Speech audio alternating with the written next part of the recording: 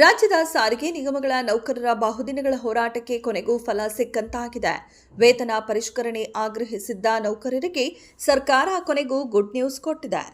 ನೌಕರರ ಮುಷ್ಕರದ ಬೆನ್ನಲ್ಲೇ ಎಚ್ಚೆತ್ತ ಸರ್ಕಾರ ವೇತನ ಪರಿಷ್ಕರಣೆ ಮಾಡಿದೆ. 2025 ಮಾರ್ಚ್ 31ರ ಮೂಲ ವೇತನದ ಮೇಲೆ ಶೇಕಡಾ 12.5% ವೇತನ ಹೆಚ್ಚಳ ಮಾಡಿ ಹೊಸ ವೇತನವು 2026ರ ಜುಲೈ 1ರ ವೇತನದಲ್ಲಿ ಅನುಷ್ಠಾನಗೊಳಿಸಿ ಪಾವತಿಗೆ ಆದೇಶ ಹೊರಡಿಸಿದೆ. ಸಾರಿಗೆ ನೌಕರರಿಗೆ ಸರ್ಕಾರ ಗುಡ್ ನ್ಯೂಸ್ ಕೊಟ್ಟಿದೆ. ರಾಜ್ಯ ಸರ್ಕಾರದಿಂದ 4 ರಸ್ತೆ ಸಾರಿಗೆ ಸಂಸ್ಥೆಗಳ ನೌಕರರಿಗೆ ಶೇಕಡಾ 12.5% ವೇತನ ಹೆಚ್ಚಳ ಘೋಷಣೆ ಮಾಡಿದೆ.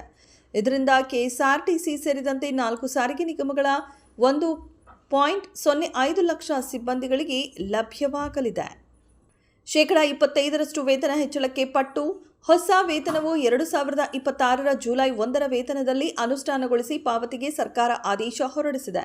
ಆದರೆ ಸಾರಿಗೆ ನೌಕರರು ಇದಕ್ಕೆ ಒಪ್ಪದೆ ಮತ್ತೊಂದು ಡಿಮ್ಯಾಂಡ್ ಸರ್ಕಾರದ ಮುಂದೆ ಇಟ್ಟಿದ್ದಾರೆ. ಶೇಕಡಾ 25% ವೇತನ ಪರಿಷ್ಕರಣೆಗೆ ಪಟ್ಟು ಹಿಡಿದಿದ್ದಾರೆ.